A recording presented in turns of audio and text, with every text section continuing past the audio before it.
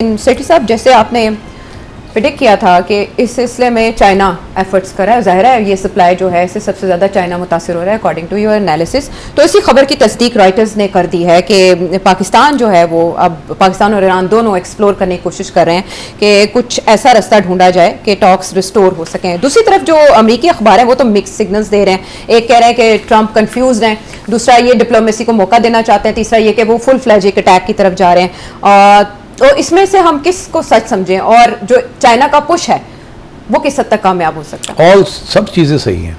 China push कर रहा है, आपको ये पता है, मैंने कहा था कि चाइना इसको पुश करेगा, और डार साहब जब वहाँ गए हैं तो ये भी बात हुई है। तो अब वो रॉयटर्स ने भी रिपोर्ट कर दी है कि चाइना पुश कर रहा है। अच्छा, चाइना इसलिए पुश कर रहा है कि चाइना सबसे ज़्यादा डिपेंडेंट है ऑन दिस ऑयल, और 20% इम्पोर्ट जो करता है उसमें से 15% तो यहाँ से आता है। सो इसलिए, और अभी हाल ही में चाइना ने ये फैसला किया कि क्योंकि अब ख़तरा आ गया था बबल मंदब का भी, तो चाइना ने एक आध शिप जो है वो सऊदी ईरानियन ऑयल ख़रीद के, तो बबल मंदब से बाहर नहीं निकले, वो पीछे चले गए सुएज़ कैनाल से निकल के, और बहुत लंबा रास्ता लेके वो शिप्स जा रही हैं टू चाइना। तो वो हॉर्मुज़ को भी अवॉइड कर रहे हैं, बबल मंदब को भी अवॉइड कर रहे हैं। वो इधर आने की बजाय उधर जाके सुएज़ कैनाल से निकल के मेडिटेरेनियन और उससे निकाल के ऑल अराउंड को 12,000 मील का फ़र्क पड़ता है। मगर चाइना ने वो भी शुरू कर दिया कि हमारा अगर तेल यहाँ से नहीं तो हम लॉन्गर रूट से ले लेंगे, थोड़ा पैसे ज़्यादा दे देंगे, मगर मिल जाएगा। अच्छा, तो चाइना इज़ वेरी कीन कि ये जल्दी जल्दी ख़त्म हो। रशिया भी कीन है, सारे कीन है इस वक्त, और ज़ाहिर है डोनाल्ड ट्रंप भी बहुत कीन है, बिकॉज अब इसके पास 1 माह रह गया है मेरे हिसाब से। 1 माह के अंदर अंदर अगर तेल की कीमत 60-70 पे नहीं चली जाती पक्की, तो डोनाल्ड ट्रंप को बहुत नुकसान हो जाएगा मिड टर्म इलेक्शंस में। तो ऑलरेडी $4 से ज़्यादा पंप के ऊपर कीमत हो गई है इसकी, 4-4.5, कहीं तो $5 पे चली गई, और तकलीफ हो रही है, और दिन ब दिन उसका जो सपोर्ट है फॉर द वॉर वो गिरता जा रहा है, इवन अमंग्स रिपब्लिकन्स। तो उसको सब पता है इस बात का। तो इससे एक तरफ तो वो धमकी देता है, दूसरी तरफ वो तैयारी करता है कि किसी तरीके से बातचीत फिर शुरू हो जाए। ईरान भी इस बात को समझता है, तो दोनों खेल रहे हैं। ईरान कहता है जितनी देर लगेगी, लंबी देर लगेगी, उतना हमें कोई नुकसान नहीं है, इनको नुकसान है। डोनाल्ड ट्रंप सोचता है कि अगर लंबी देर तो फिर मैं कोई ऐसी चीज़ करूं जिसके साथ मैं बता सकूं कि शिकस्त हो गई। इसीलिए कल मैंने प्रोग्राम में आपसे कहा था कि ये आप रूल आउट ना करें कि वो टैक्टिकल न्यूक्लियर वेपन इस्तेमाल करें, और एक पहाड़ के ऊपर जहाँ उनका ख्याल है कि यूरेनियम जो है वो नीचे, हाँ, और अगर हो या not doesn't matter. Donald Trump से हमने पता किया था, वहाँ था, हमने उसको उड़ा दिया, अब खत्म हो गया मसला, जैसे कहा था ओब्लिटरेटेड, हमने कर दिया। तो इसलिए अब कोई इशू नहीं है। और जहाँ तक स्ट्रेट ऑफ हॉर्मुज़ है, ये अब वहाँ के जो मुल्क है वो बैठ के ईरान के साथ कुछ तय कर ले। हमारा तो वैसे भी कोई इंटरेस्ट नहीं था, हम तो तेल लेते नहीं थे। तो इस किस्म की कोई ऑफ रैम्प जिसे कहते हैं ना, वो कोशिश कर रहा है निकलने की वहाँ से। अब बात ये है कि आपने देखा इजराइल चुप है, विजिट अलबत्ता वो करने जा रहे हैं, और यही लोग कह रहे हैं कि इजराइल की ये कोशिश है कि एक और धक्का लगाया जाए। इसीलिए उन्होंने, डोनाल्ड ट्रंप ने सारे अपने जहाज़ और जो भी बाकी रह गई हैं मिसाइल्स और बॉम्ब्स वगैरह वो भिजवा दिए हैं, और वो अब उसको जर्मनी भी असिस्ट कर रहा है, यूके भी असिस्ट कर रहा है, और कुवैत के अंदर भी एक उनका था जिसके ऊपर अब अटैक आ रही है फ्रॉम ईरान, और वो अब इजराइल इस्तेमाल करेंगे। इजराइल एयरफोर्स जब बेसिस जो है वहाँ से वो 4-5 घंटे की ज़्यादा लंबी हो जाती है, इसलिए रिफ्यूलिंग की ज़रूरत पड़ जाती है। सो आई थिंक ये एक तरफ से तैयारी है पूरी।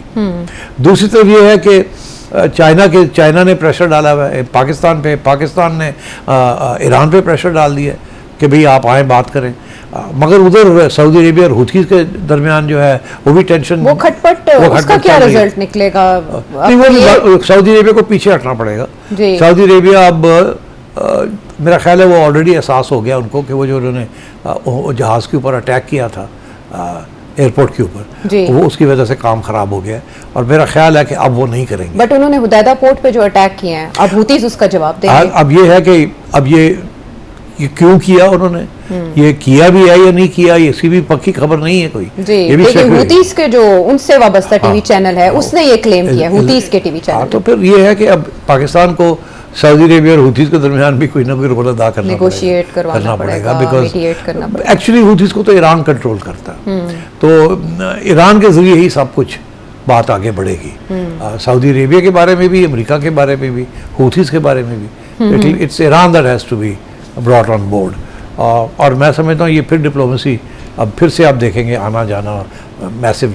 और मैं समझता हूँ कि डोनाल्ड ट्रंप ने हमारा ये ख्याल था वीकेंड के ऊपर अगर उससे कुछ करना है तो आज करेगा, आज और कल के दौरान वो फिर बमबारी करेगा या कुछ तो कुछ करेगा टू पुश थिंग्स फॉरवर्ड।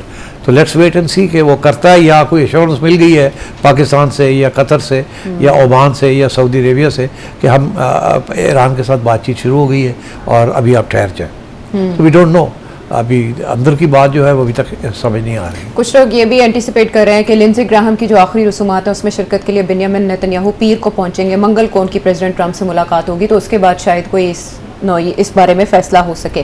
बीमा सेठी साहब, कुवैत का आपने जिक्र किया, मिडिल ईस्टर्न कंट्रीज़ का, ये कुवैत और इराक का मखमसा क्या है? इराकी वज़ीर आज़म का पहले अमेरिका का दौरा और उसके बाद उनका ईरान का विजिट, वहाँ क्या पकड़ा? गल्फ वॉर याद है 1991 का? जी। वहाँ ये हुआ था कि इराक के साथ एक जाली इल्ज़ाम लगा के कि जी इराक जो है वो वेपन्स ऑफ मैस डिस्ट्रक्शन इकट्ठा कर रहा है सद्दाम हुसैन का जी। और इसको हम होने नहीं देंगे और इसलिए अटैक किया था। उस वक़्त जवाब चाहिए था अटैक करने का क्योंकि पूरी एविडेंस मिल नहीं रही थी।